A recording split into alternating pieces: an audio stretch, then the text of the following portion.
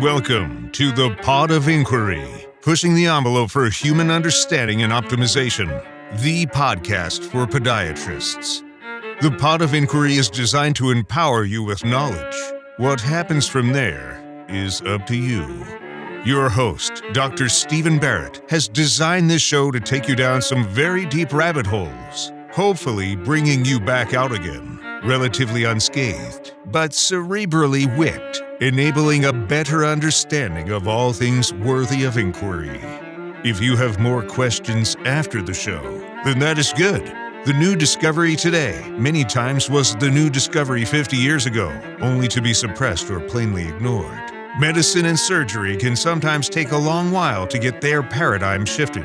We hope to have a lot of fun on this show and maybe destroy some ridiculous dogma along the journey. Thanks for joining the show today. Let's start spelunking.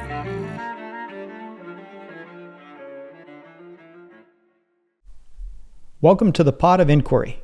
My guest this week is Mr. Nick Pineault, and many people refer to him as the EMF guy.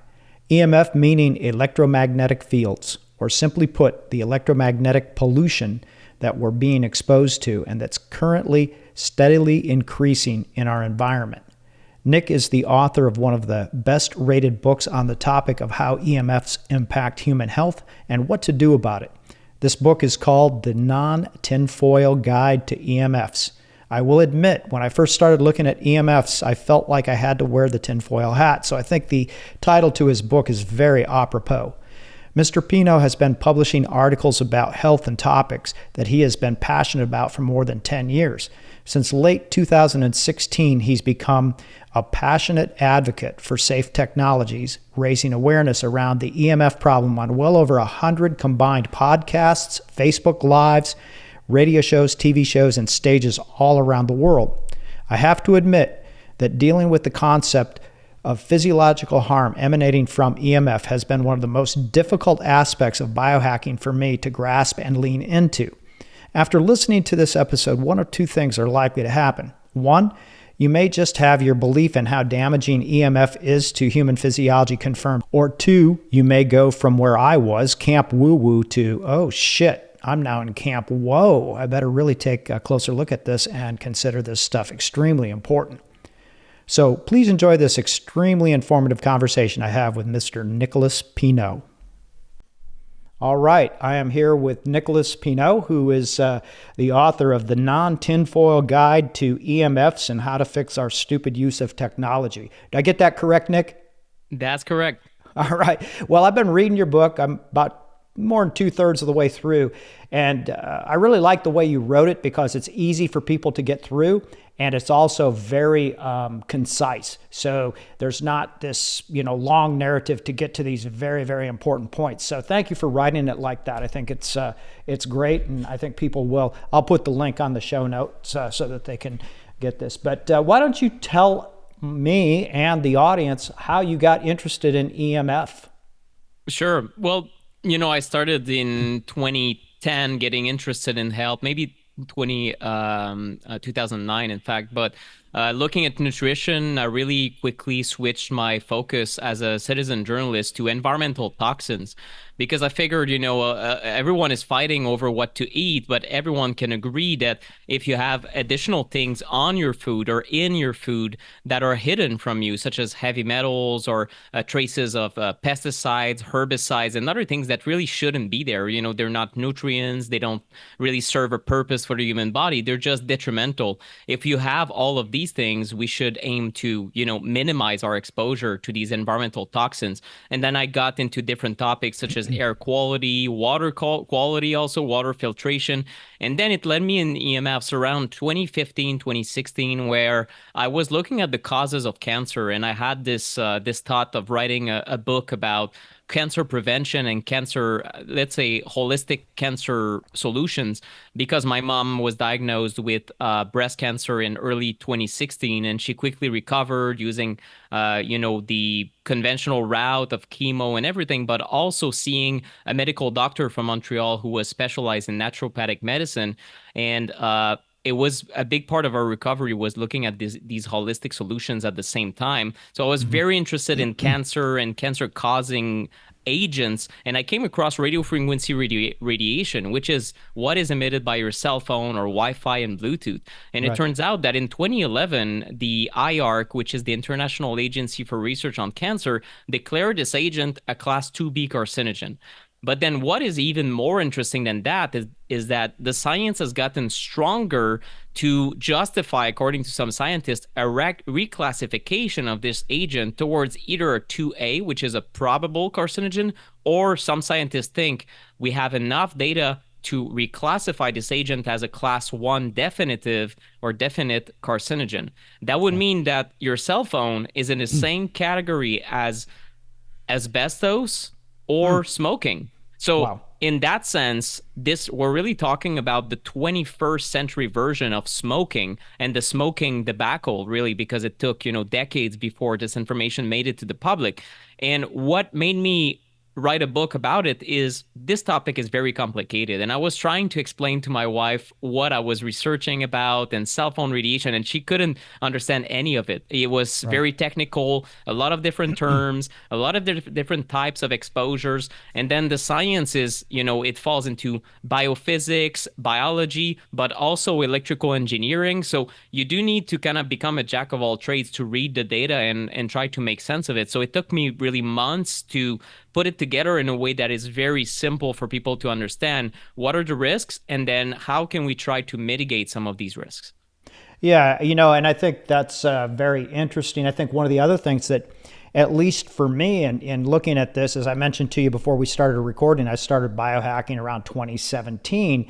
And of all of the different things, I mean, it's relatively easy to figure out that heavy metals are not good for you. And glyphosate's probably not the best thing to, be spraying all over your neighborhood to knock out weeds and all this other stuff. But we really never think about, well, I shouldn't say we because I don't want to put you into that category, but I never really thought about EMF until I kept hearing talks at the different like A4M conferences and stuff like that.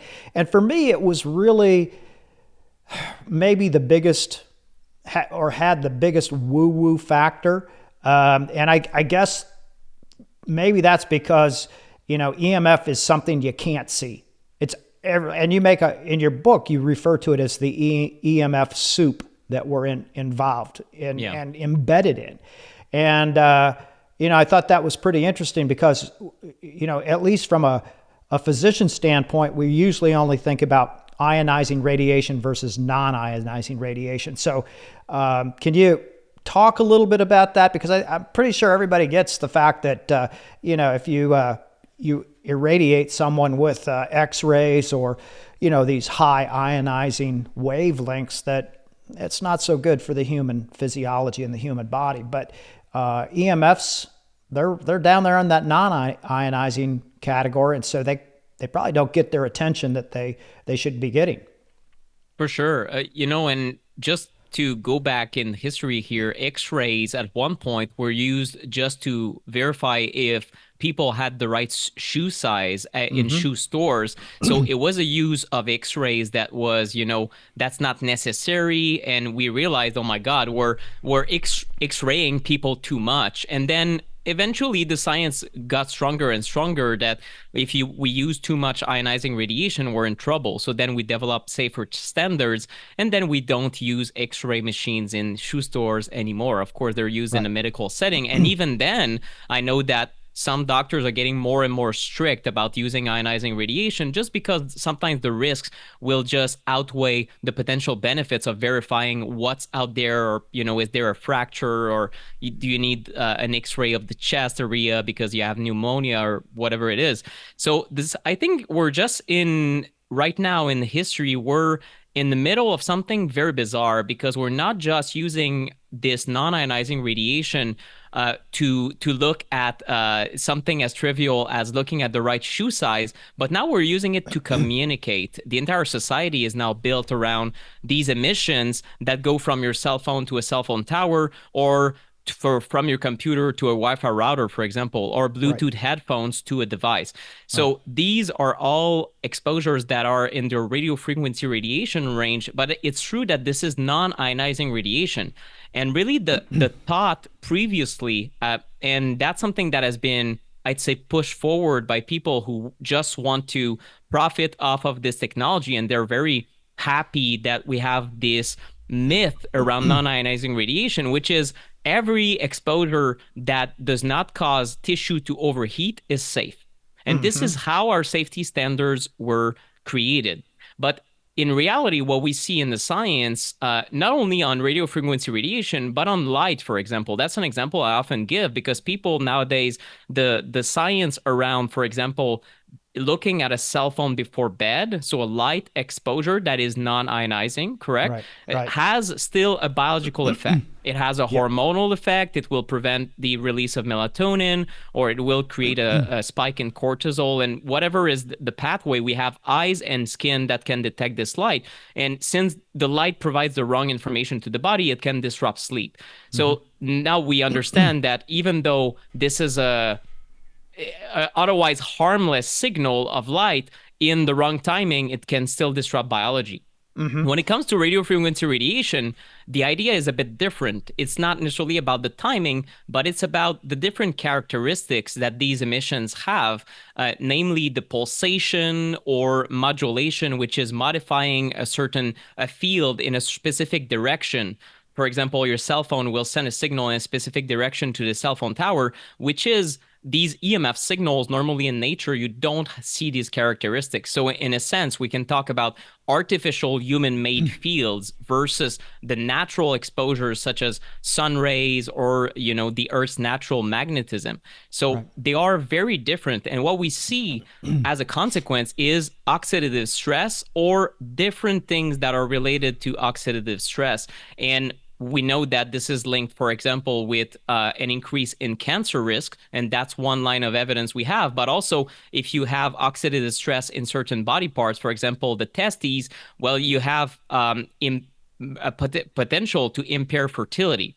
So there are different concerns around this technology. And then, of course, the question is, what's the right dose, or what is the dose that is dangerous? And that's still being debated to this day. But one thing is sure, we need to recognize that these exposures come with a price to biology. And that's still, not something that the industry or that even most regulatory bodies would admit at the moment.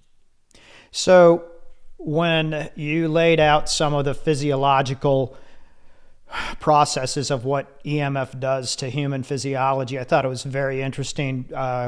We specialize in peripheral neuropathy, so we're very interested in, voltage-gated calcium channels and, some of the different things. I mean, you've got studies in the book that talk about its effect on melatonin production. And then, so all of these things are inextricably woven into, let's just call it, overall human physiology.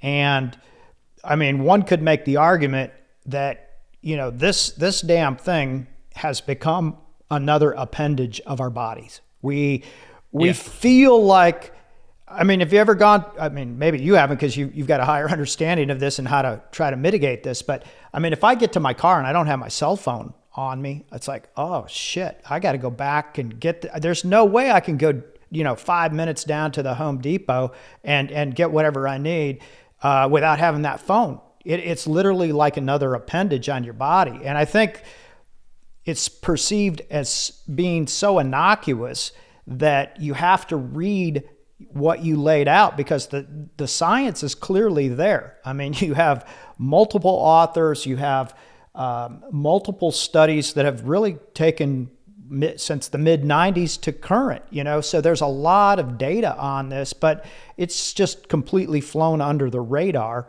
at least from my perspective, where people don't really get what this has the potential to do. And I think you make a very fair statement in your book about, it could be like caffeine.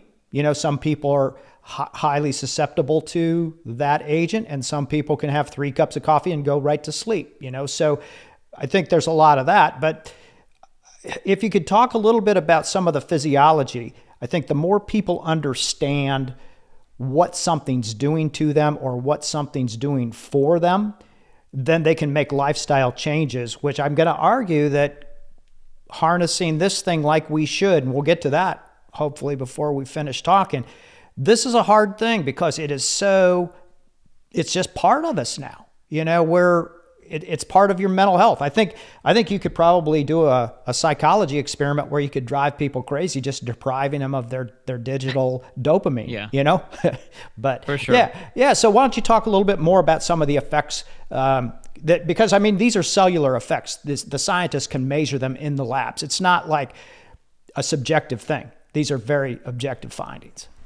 For sure. And depending on which author you follow, you have different effects or different mechanisms that have been identified. But there's Dr. Martin Pall of the Washington State University that has put forward the idea that it's mainly voltage-gated calcium channels, the L-type, that might be responsible for most of the effects. And what he explains in terms of biophysics is that, yes, a signal that is, let's say, a weak powered signal, because let's face it, the cell phone is about 2 watts. It's not a microwave, right? It doesn't have that very high power. Obviously, people are not cooking themselves, and that's a myth, an internet myth, that you can literally cook an egg with a phone. Doesn't happen. You don't have the power to do so. But the reality is that our biology operates at voltages or intensities of electricity that are quite low. When you look at in the cell and you go deeper than that, you look at a calcium channel and you look at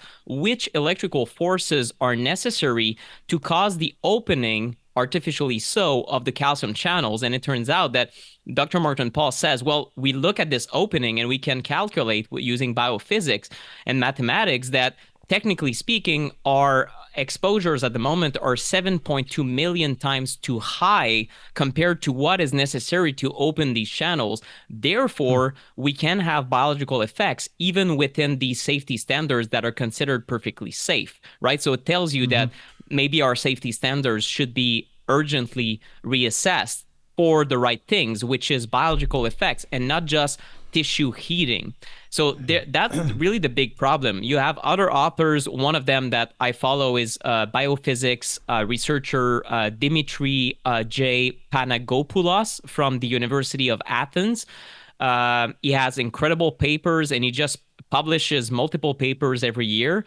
And one of them that is quite interesting, and I think that will be very telling to physicians, why is this an important conversation, is that recently he has an entire model of how much DNA damage radio frequency radiation can do, and that's based on studying fruit flies, Drosophila. So basically what he found lately is that when you have radio frequency radiation plus a gamma ray exposure, which is an ionizing radiation that might be equivalent to, getting certain scans on the ionizing spectrum, for example, or simply being a flight attendant, for example, and getting a lot of gamma ray exposure when you fly. What he found is that radio frequency plus gamma ray will basically create a synergy together. And what he says is that the DNA damaging effect of gamma radiation can be exacerbated by radio frequency radiation. So in other words, our safety standards with ionizing radiation should probably be reassessed now that everyone is exposing themselves to this radio frequency radiation all day, every day.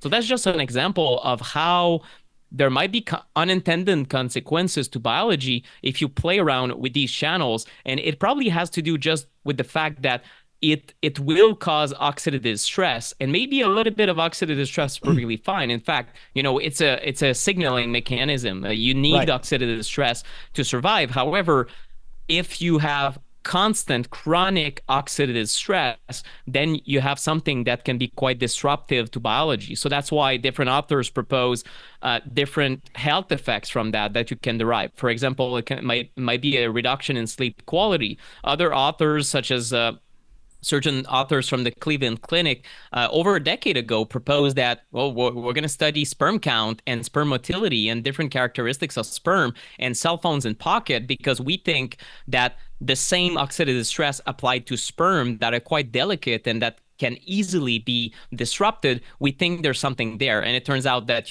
after now over a decade, there has been many replications of these studies where authors still think, we need to do more studies. But of course, the question is, what should we tell the public in the meantime? And there's a strong argument to tell men not to put a cell phone in the pocket. But depending on which study you look at, there's something like half of the entire population that has the cell phone in the pocket right now, in a population where we have major fertility issues that are rising.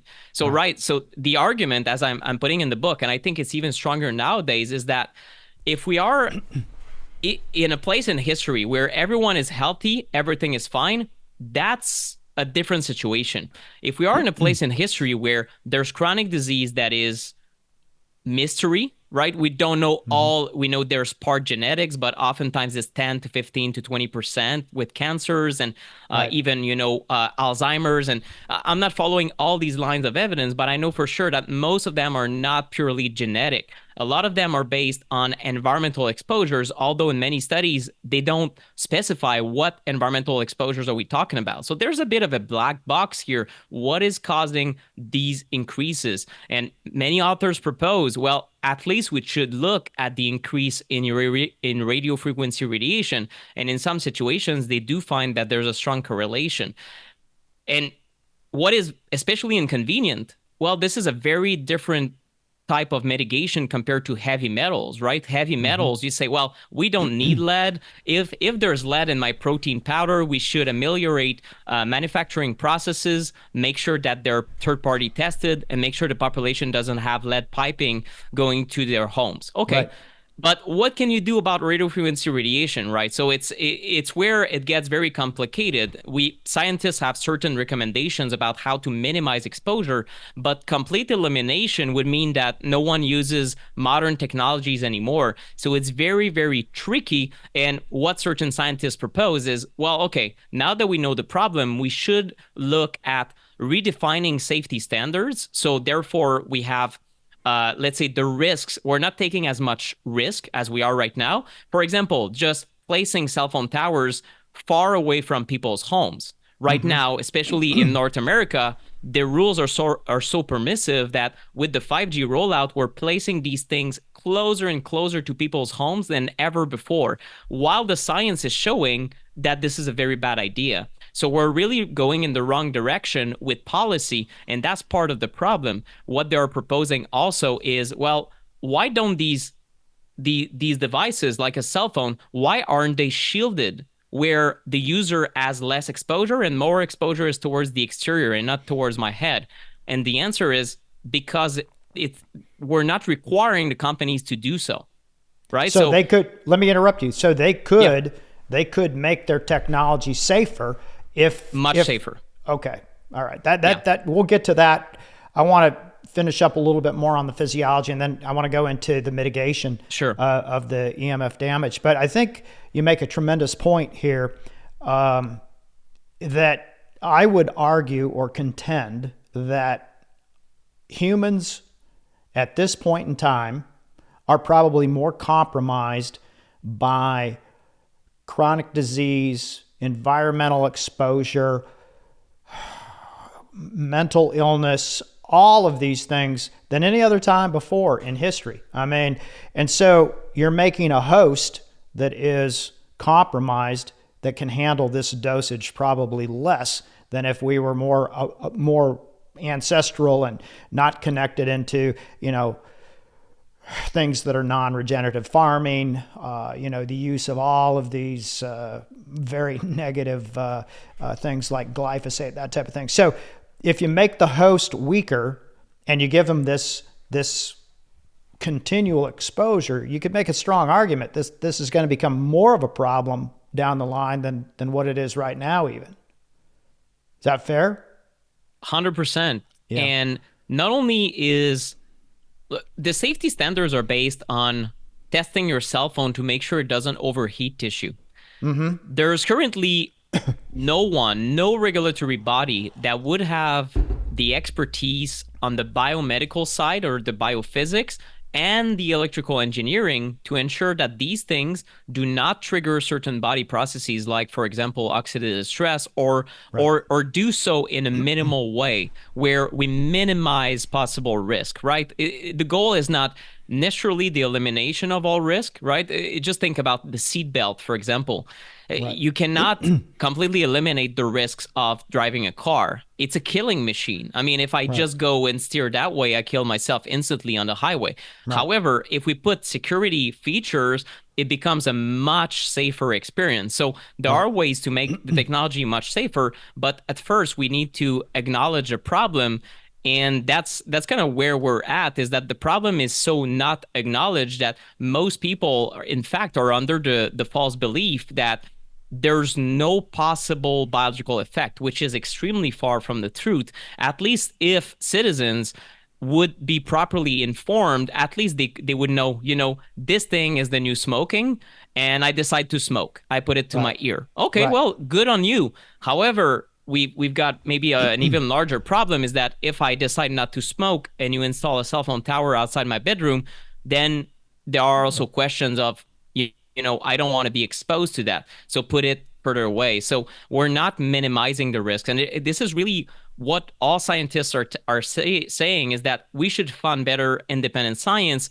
But in the meantime, we should take precautions. And that's always been the message in my book. It still is the message. However, I think that the science has become even stronger, which just causes, more cause for concern. So we're taking a lot of chances at the moment with this technology. And you mentioned a lot of environmental toxins. We have several studies that show, for example, that if you are exposed to radio frequency radiation and lead, there's a potentiation effect. There's in animal models, for example, we see that over and over again with certain agents that we know are toxic.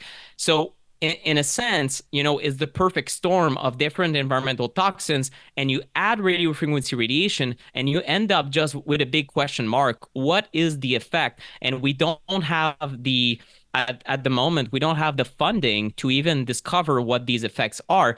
And I can hypothesize that if they tested different agents like glyphosate or lead or cadmium or arsenic, they would find that our safety standards, which maybe were true in the 80s, should be now even lowered. The threshold that we can handle is even lower than before, because this radio frequency radiation just seems to weaken us, in a sense, in our ability to handle other stressors.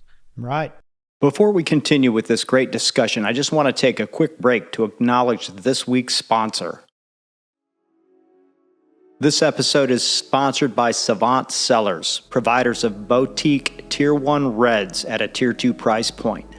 Let's imagine you are spelunking in a cave out in Napa Valley, and you come across some of the juice from Savant Cellars. You may just never want to come out until it's gone. Savant Cellars sources all of their fruit from the really big-name boutique vineyards. That's right, where the elites get their fruit. If we put a vineyard designation on our bottles, we would be contractually forced to sell our wines at 3 to 4 times our current pricing. Yes, full disclosure, I am one of the 3 principals, and I'm very proud of our wines. Savant Cellars is the genius of wine. Simply great wines, vintage after vintage, crafted in a Bordeaux style so you can lay them down for years or drink them now. They simply just get better. Use the code SPELUNK15 to get a 15% discount at savantcellars.com. That is CEVANT sellers.com. Spelunk15. So you made a real good point in your book about the Telecommunications Act. I think it was 1996. And this reminded me of Big Pharma and their exemption from having any liability for vaccine manufacturing, right?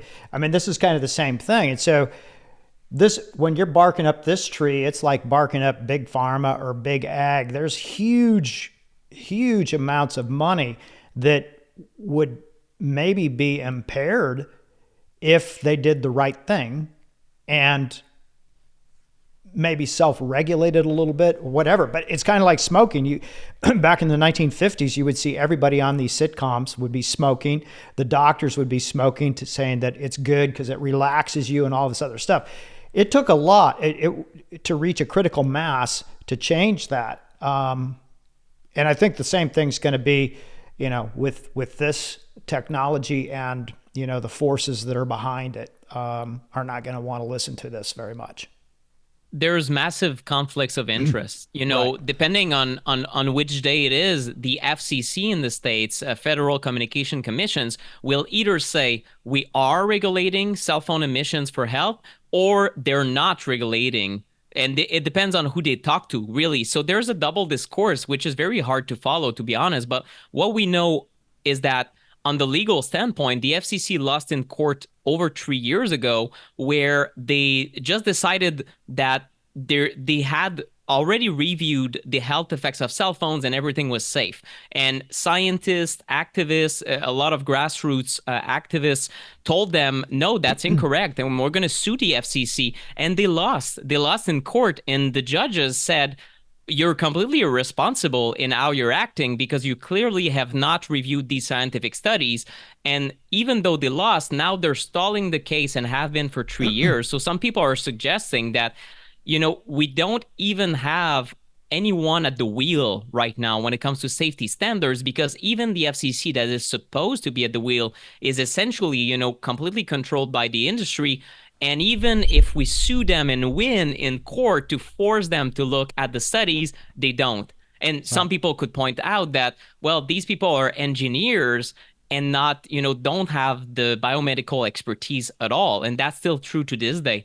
So it's a very complicated portrait that is riddled with a lot of industry influence.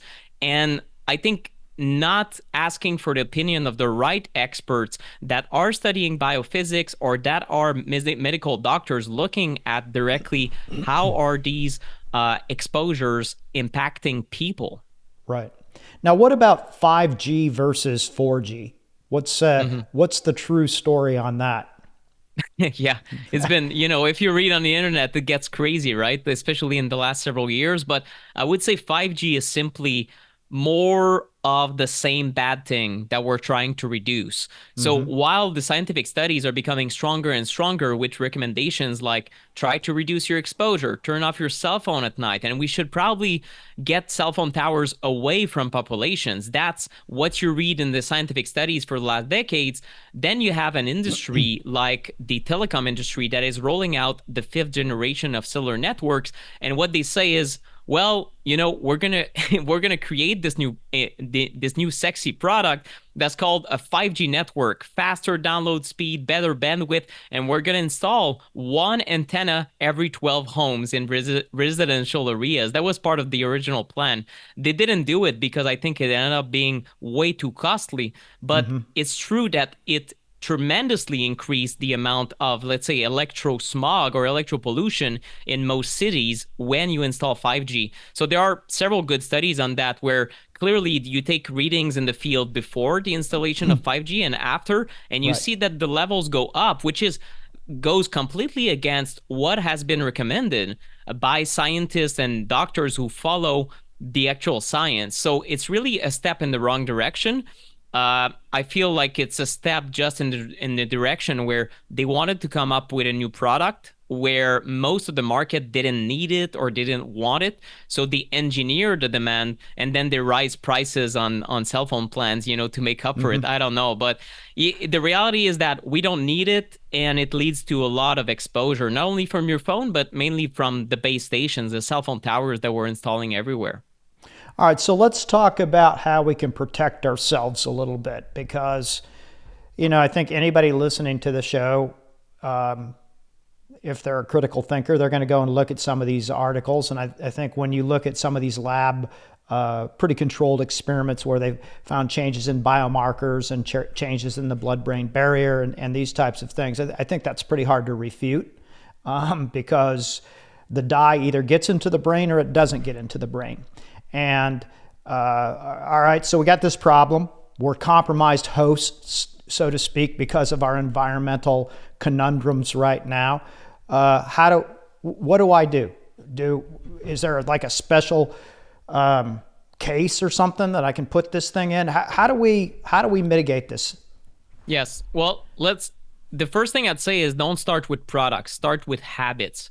And Okay. that's just like with nutrition. If you have someone who eats very badly, maybe, eats mainly in fast foods, maybe you would teach them to cook a home meal first before telling them, take glutathione or, Right. or put them on supplements. Maybe you do both. But, what I'm saying is it's important to just be mindful of your exposures and change how you use technology.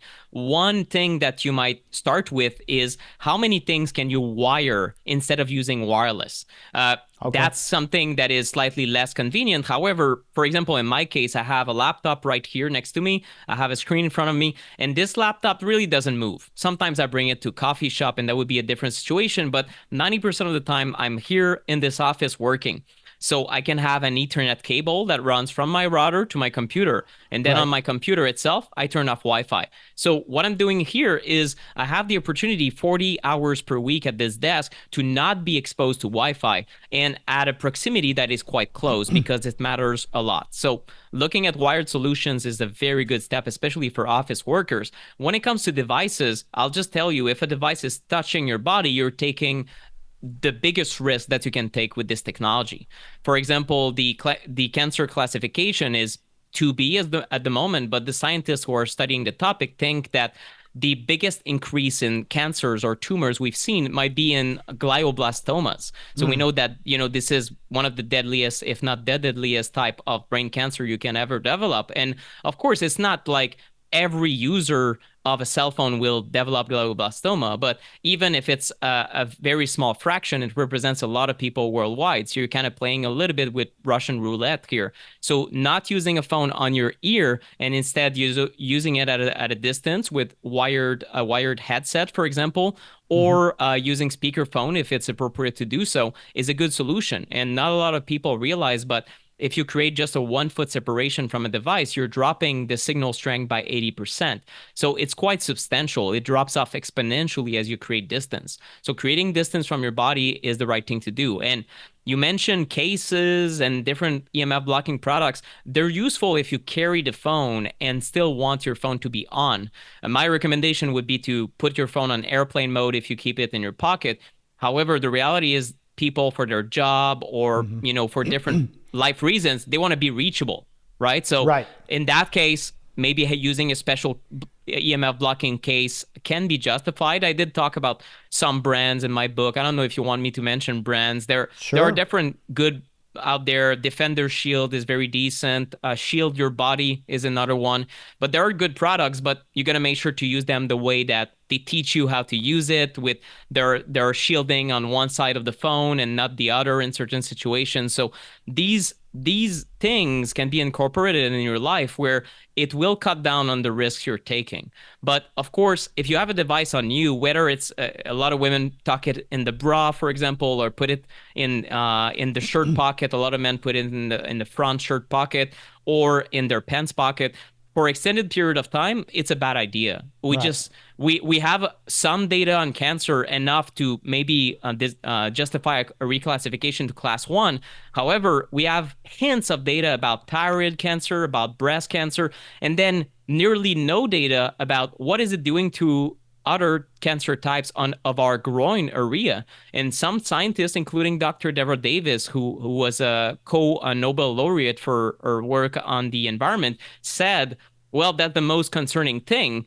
We don't have data on testicular cancer, ovarian cancer, colon cancer, prostate cancer, and who knows if it's increasing cancer in the head area if you put a phone right next to your ear. What is it doing if you keep it right next to your genitals, right? So another misuse would be to keep the phone there for hours on end. And instead of, a lot of people maybe get into this topic and see these cell phone towers and think about what I've said about electropollution, and they say, there's nothing I can do about it. Well, it's like saying there are toxins everywhere, so therefore I'm not going even to bother about what's in my food. I think that's the wrong, all or nothing or black and white situation or reading of the situation here. Instead, think about your own exposures. What is touching your body, and then what are you using for extended periods of time? For example, your computer. Another thing that can be done at home is simply to turn off sources of wireless when they're not in use. And you would be very surprised how many people have different machines or Alexa and, different machines that are emitting wireless 24/7. And sometimes they haven't used them in years. So if you don't use something, unplug it. Or in the case of your Wi-Fi router, for example, you can simply set it on a countdown timer, a Christmas light timer type of thing, outlet timer, and just set it to 11 p.m. to 6 a.m. maybe. It will turn off automatically, and then provide better rest for, or just, a mitigation of risk for the entire household. And it's true that you're still exposed to neighbors, right? That's a logical question that everyone tells me about. Well, I look at the networks on my Wi-Fi list. There's like 150 on there. So how important or how significant is it really that I mitigate my own router? In reality, it is significant because your router is closer to your body. So therefore, it's more intense, right? Wi-Fi router coverage inside your home is electropollution. If you can pick up Wi-Fi just fine in every room because you have a very powerful router, what you've done is that you've expanded this network or this signal in every room. So therefore, if you turn it off, you have lower amount of stress during the night. And even if it's just 1%, we all need to lower our global stress that we're getting. So of course it will matter.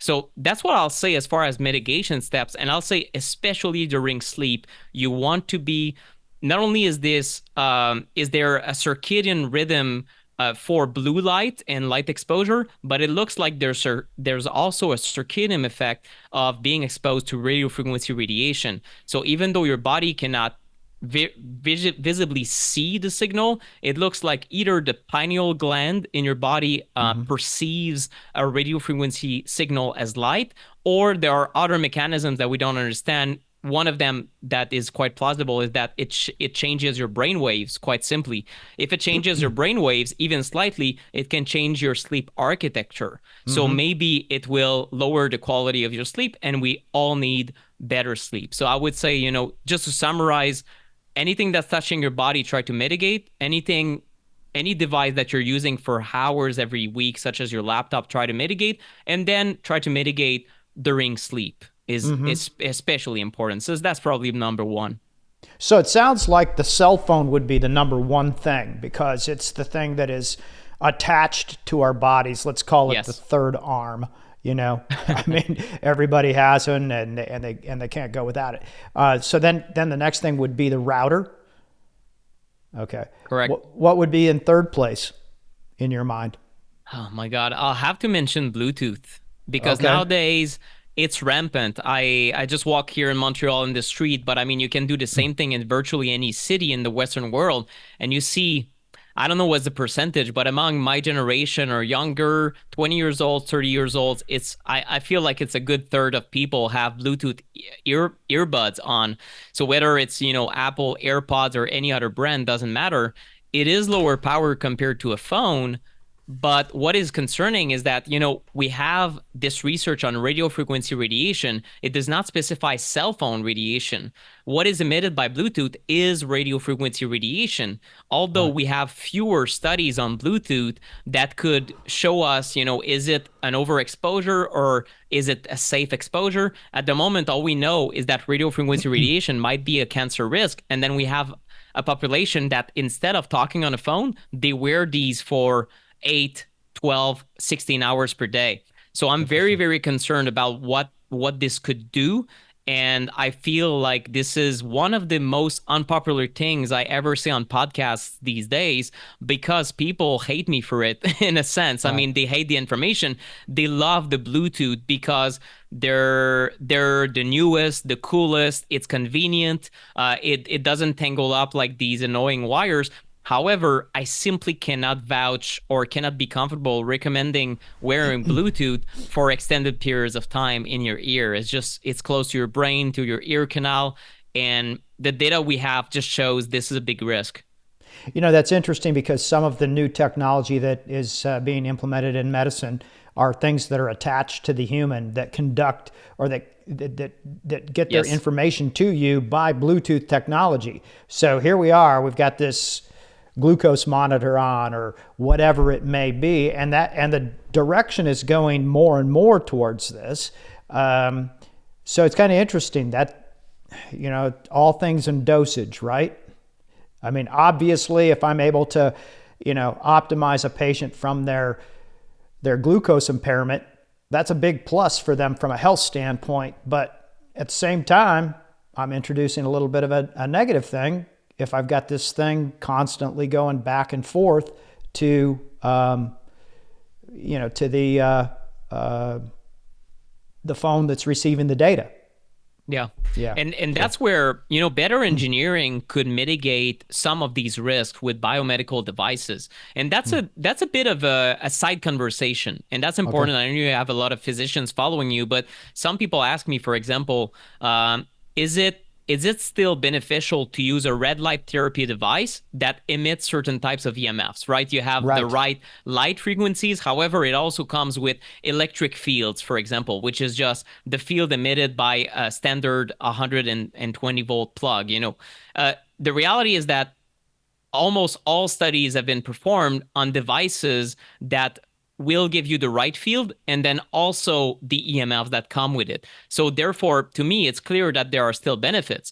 So the benefits probably outweigh the risks. However, there are also manufacturers that minimize how many EMFs in the form of electric fields that are emitted by a red light panel, for example. So in my mind, it's, if you can both have the right healing frequencies and mitigate against EMFs, you're probably even in a better position. So what people could do if, they're inventors or engineers, why not have a glucose monitor that you can take readings whenever you want? So it doesn't necessarily emit all the time, or maybe, I don't know, there are ways to engineer this where maybe if you click on it, it will activate Bluetooth. If you don't, it stores data locally so you can read it later, or maybe you can do one reading per hour, or, there are different ways to make sure that we're minimizing the risks and then maximizing the benefits to patients. And that's true for glucose monitors, also hearing aids that a lot of people ask me about.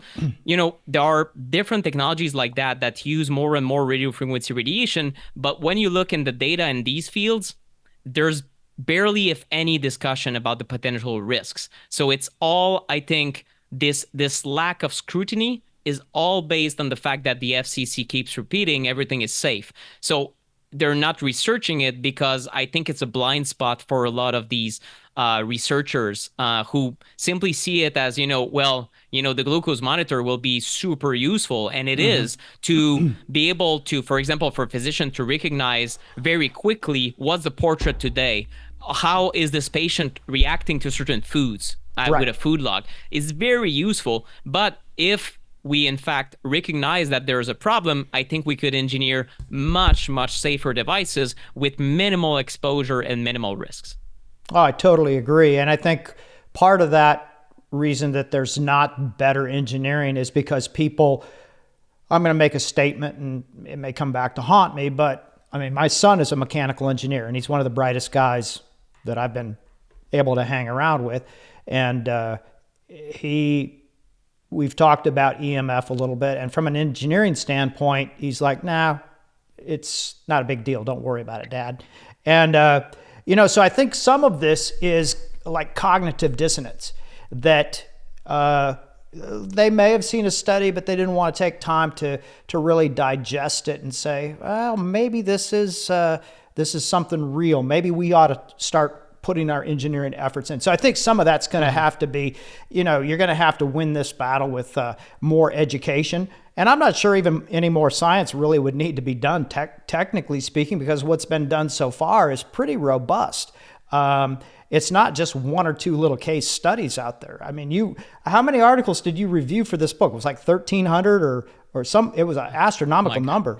It was it was a large number, but personally, I probably have reviewed thousands of studies. I mean, the number of EMF studies that are still published to this day is staggering. I'm just reviewing a newsletter where maybe there's 20 to 30 new studies that are handpicked among all studies every month. So major studies every year, we have very, very key studies that are coming out, and very disappointingly so, it's not in the US, it's not in Canada, and that these studies are done. In fact, the US government has just cut dry every dollar of funding for EMF studies as of a few months ago. So we still don't know why this is the case, and some people are trying to get an explanation, but it's just not a priority to study these harms.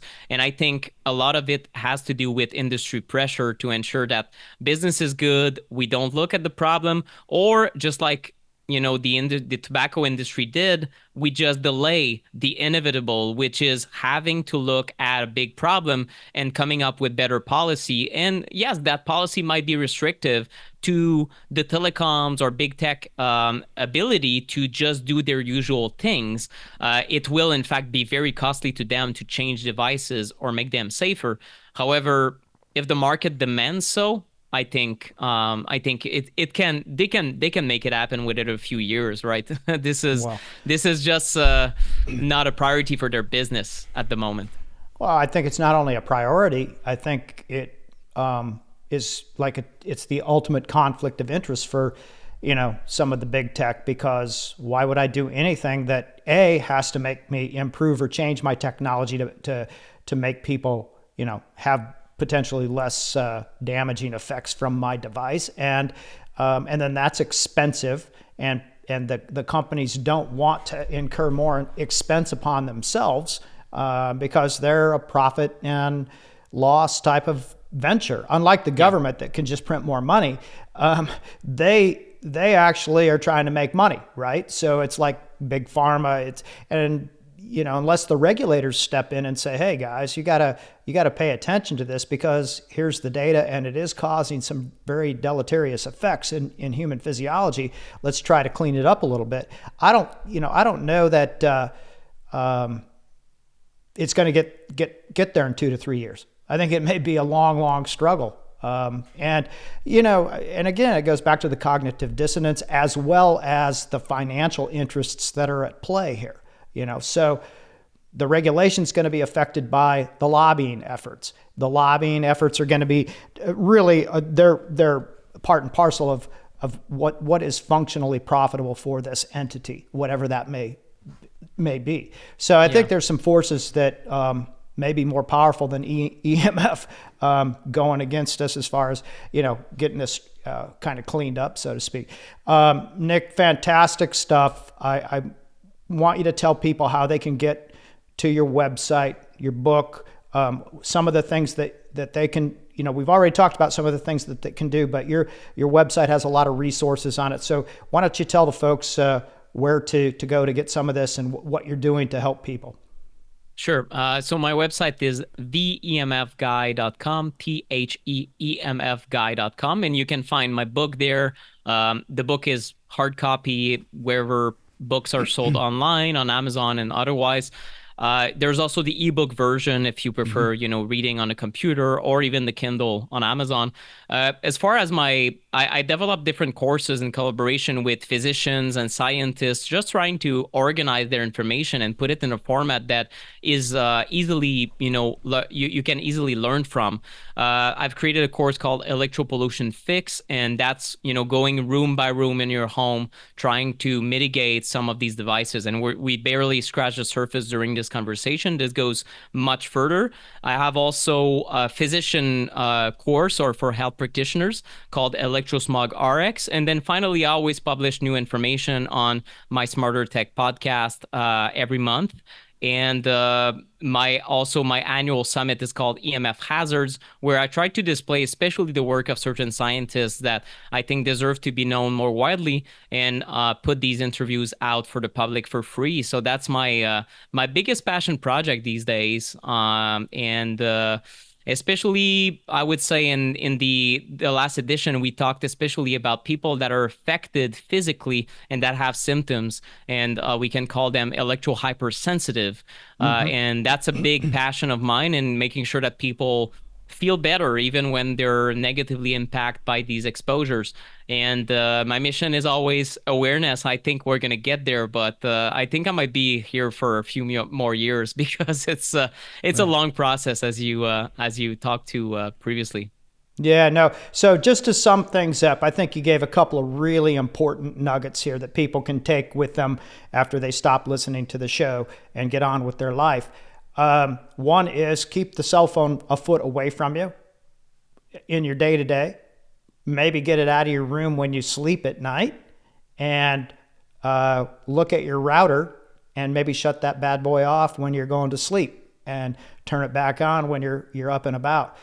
I think the other thing is that you maybe didn't say it specifically, but if you can optimize all of the other things, I know in the book you talk about the EMF effects on glutathione and superoxide dismutase. And so, I supplement with a glutathione supplement, Glutaril, every day, because we're exposed to so much stuff. I just look at it as, well, that's my oil filter, and I got to change it every day, because it's getting clogged up. So those are really great things.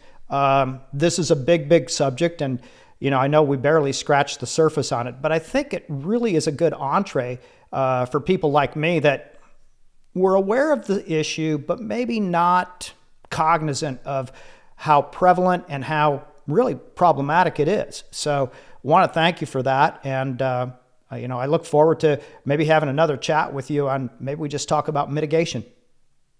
Sounds good. Thank you so much for having me. It's a pleasure. Yeah, likewise. Well, have a very good rest of your day, and look forward to learning more from you in the near future.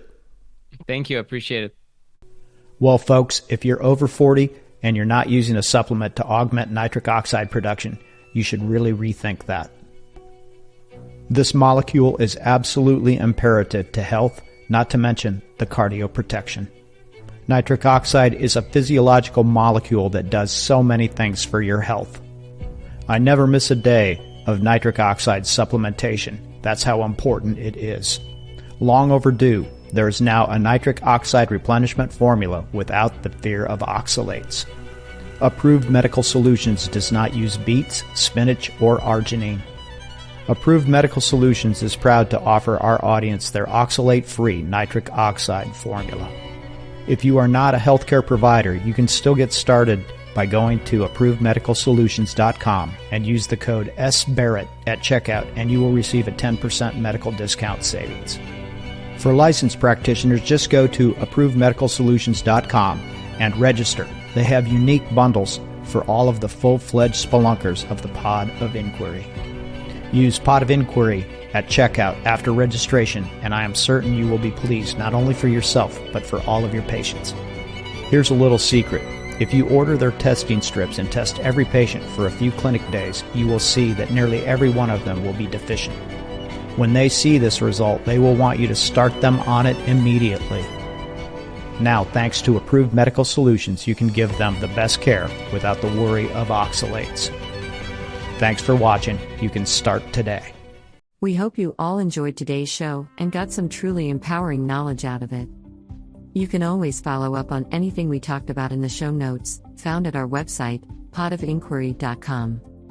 If this incredible and educational conversation has tickled just a little bit of your cortex, please leave us a review and spread the message to your friends and colleagues.